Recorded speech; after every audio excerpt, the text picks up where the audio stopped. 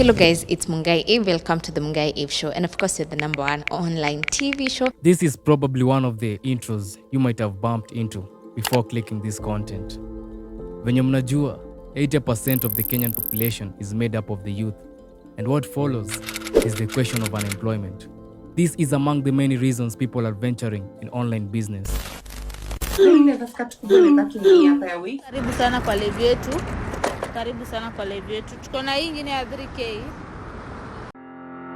Take a chill as I will be taking you through a detailed story of the rise and success of Mungai Eve.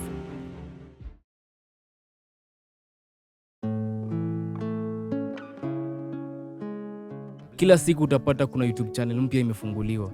Kila time unaingia TikTok utapata biashara inaendelea. Kila time Instagram utapata bidhaa za kila aina zinauzwa, ikiwemo urembo, short courses, electronics, and now to the basis of our discussion, which is the selling of information. So welcome back guys, it's your girl Mungai Eve. Leo niko hapa. I did a video previously. This is how Mungai Eve acquired her riches through selling of information. Let's go back to November 1st, 2020. This is when we had the biggest Gengeton festival in Machakos that was attended by some of the most popular celebrities, including Willis Raburu, Sailors Gang, Ethic, Paroti, the biggest Gengeton group Mbogi Genje, and among many others. Among the regular attendants was Mungai Eve. At this point, I'm sure you couldn't recognize her. She was probably attending with the intention of documenting the event to post in her inactive YouTube channel. From this festival, she got her first content, and a channel that was dormant for 10 months finally became active. Today I want us to get different opinions on a certain phrase that has been trending. She demonstrates her consistency on this very day when she uploads almost 15 videos, and the name of the channel was Blog 47. From the event is when we first encounter her voice, and this was about a Gengeton diehard fan who got into a fight and ended up losing his life. Hello guys, recently I uploaded a video on my YouTube channel titled Exchanging Blows during Mbogi Genje's performance. She had just recorded the video like others, but decided to do a voiceover to narrate the story. At this time, Mbogi Genje were at the peak of their career. It's Mungai Eve. Today I'm in the streets. I want us to talk about Mbogi Genje. And Mungai Eve seemed to have developed a keen interest in the Gengeton vibe. She decided to pursue the Gengeton group and started researching on their background and getting people's reaction about their music. Nani? Naitwa Pingo. This led her to follow up on the story and the origin of Mbogi Genje. The trails led her to Gota City. Gota City ni mtaa fulani iko katikati ya Donholm, Kayole na Embakasi village. Hiyo jina ya Gota City ni jina ya mtaa, but pia unaweza ita riverbank. It's a place where ndo ufike lazima ukuwe na courage jingine noma. At Gota City is where the story gets interesting. Just a normal girl wanting to explore and find out about Mbogi Genje. She comes across a group of boys who are willing to give more information. Mbogi Genje walikuwa kamtaa kuchutiza mavida zao. Mimi nilikuwa nawekea security. And it appears this group of boys have a history with Mbogi Genje. Through the interaction, claims arise that Mbogi Genje had abandoned their hood boys after fame and money. Wewe Daudi, wewe umenitoka sana lakini ni sawa tu. Anaomoka na hepa. And what brings the war between the two groups is the allegation of a truck being stolen and used by Mbogi Genje. Nishatembea na Smadi, nishampigia mistari zangu nazipata kwa ngoma yake.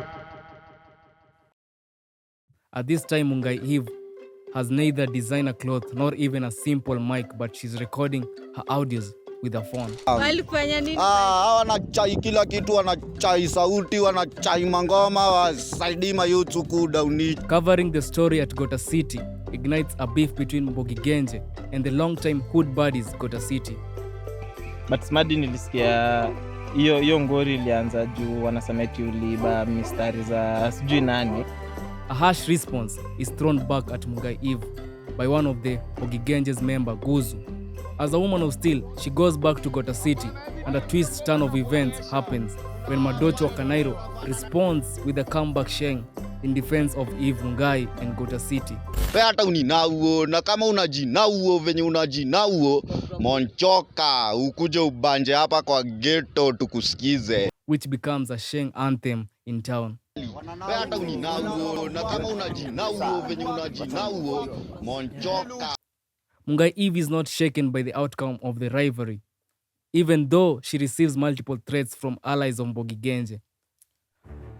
On the contrary, she starts receiving huge traffic and following, which propels her in doing street interviews and more ghetto stories. Mimi sikuwa napiganga ngoma na na appreciate God sana juu amenifikisha hapa. Covering stories in the ghetto becomes her new venture. Mungai Eve becomes a domestic tourist just from creating content. She visits some of the places considered not safe in Kenya and comes out with intriguing stories that ends up attracting more following to her channel. Ya tumejaribu kuombewa refund money, wanasema Zero alishakula pesa. Kwani Zero amesota aje? Amesota aje ana pesa. Her visits to Mathare pointed out a new allegations towards Zero Sufuri for conning a prizing Mathare music group Miko's gang. Unaibia aje asla? This lands her in trouble again. Alafu the other man itagwa Mungai Eve. Chekiwe Zero, let's unaita na bro. Niko hapa, ngoma yako inakuja. Fanya wewe. This time, she's courageous enough to respond to Zero Sufuri. Mungai Eve hapa. Nimekuja na Miko's gang. Gela mikosi bana. Mbogi ni mbaya. Mbogi inanuka. Na sifuaka. Mbogi rush. Her stories had a way of changing life and even brought up new artistic brands, as we had seen with Gota City. Kibera being one of the largest slums and home of stars, she took an exploring camera to the site. And that's where we start hearing of Manzi wa Kibera. Niko hapa, I'm back with Manzi wa Kibera mwenyewe. At this time, she already has a wired microphone. Manzi wa Kibera later on becomes a household name, even participating in Eric Omondi's show, Wife Material. Mungai Eve being in Kibera, she's interested in interviewing Simple Boy. Mimi nimekuwa na Steve akikuwa celeb. Later on, the brand strategist gives birth to Pretty Vishi. Kumbavu zangu. Umbwa mimi. At this point, Mungai Eve ameanza kuomoka. She starts getting recognition from well-established influencers. President of Comedy Africa, Eric Omondi, does the honor of introducing her to the audience during his function. Put your hands together, show some love, make some noise for the one and only, the #1 YouTuber in the country, Eve Mungai. She starts getting relevant networks, and we start to see a transformation on how she packages and delivers her content to the masses. Your appearance is exactly how people perceive your value. She definitely starts learning from the best, and she was growing into a strong brand. I'm going up. I'm on my way to the top. From the ghetto reporter to a household online TV station, to learn from the best, Heavy J Jalango had to sanitize the new brand in town. Saizi nafaa unajita Eve, Kenya's #1 female online nini vitu kama hizo unajichocha. She relocates to Kilimani.